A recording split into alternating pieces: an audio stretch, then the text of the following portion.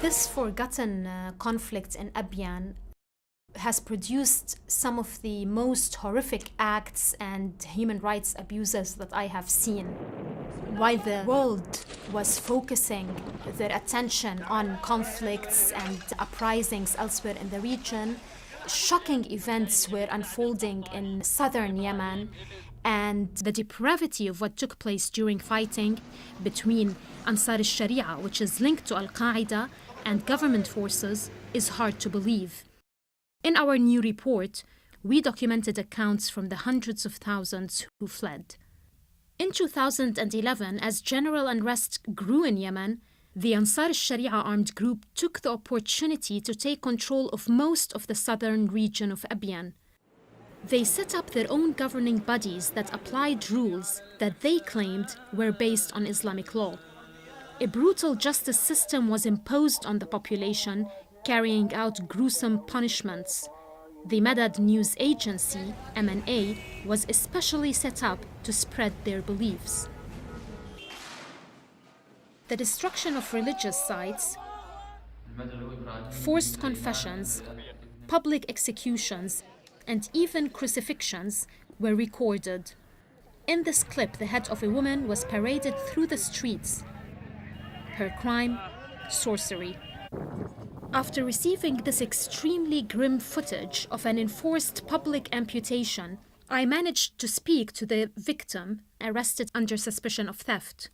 They kept beating me hard and tortured me with electric shocks. They would pour some water on my chest and then place a wire on it. I would feel as if I was thrown hard. After 5 days, they gave me an injection and I slept. When I woke up, my hand was not there. Some of the grave human rights abuses committed by Ansar al-Sharia, some of which constitute war crimes, were not the end of it for the civilian population. The government finally acted to drive the militia out with devastating effect. They bombed and shelled residential areas where Ansar al-Sharia had chosen to base themselves.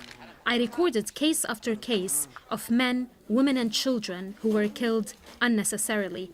Nearly 250,000 people were displaced, leaving towns and villages deserted. These people have been here for more than a year. They fled the war. The military campaign ended in mid-June 2012, but many are afraid to go back. Their homes are destroyed. The infrastructure is destroyed. There's no electricity. There's no water. There's no place for them to go.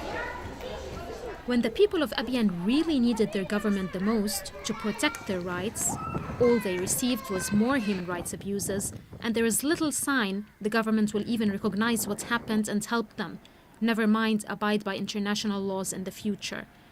We are concerned that the situation might again get out of control, and therefore we need assurances from the Yemeni government and Ansar al-Sharia that all the despicable acts that took place and human rights abuses will not happen in the future.